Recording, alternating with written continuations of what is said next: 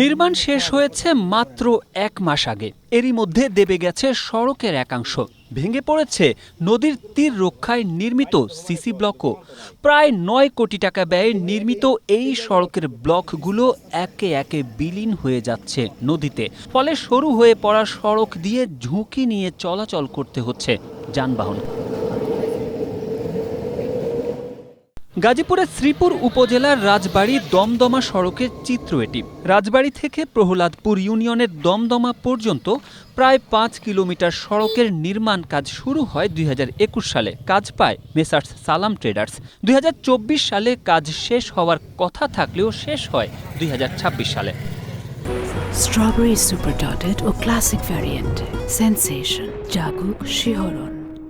নির্মাণ কাজে অনিয়মের অভিযোগ স্থানীয়দের। তাদের দাবি, নিম্নমানের নির্মাণ সামগ্রী ব্যবহার করা হয়েছে। পাশাপাশি সড়ক নির্মাণের আগে নদীর তীরে বালু ও মাটি দিয়ে ভরাট করা হয়। এসব কারণেই উদ্বোধনের মাত্র ১ মাসের মধ্যেই সড়কের এই অবস্থা বলে তাদের মত। বালু বিছাই বালু দিব সেইটারে তারা সরিষা বুনাইছে, এমনি সরিষা বুনাই দিয়া তারপরে এইরকম রাস্তাটা খারাপ করে গেছে।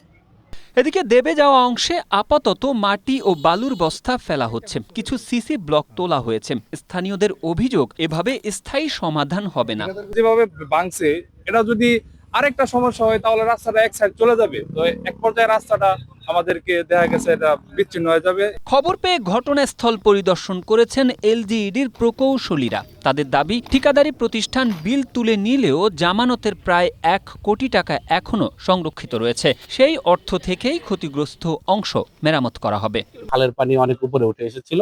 এছাড়া আসলে নদীর পাড়ে এতটা পানি আসলে আমাদের যে ব্লকের যে ডিজাইন, এটা আসলে ৪ ইঞ্চি ব্লক, তো এটা এরকম পানি আসলে এটা রাখা একটু কঠিন হয়ে যায়। আর আমি আপনাকে আগেও বলেছি যে এই জায়গাটা আসলে ক্যারেজের রাস্তাটা ছিল না, একদম নতুন মাটি ভরাট করে অংশটা তৈরি করা হয়েছিল।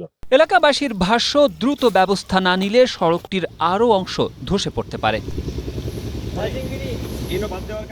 Desk report, Asia post.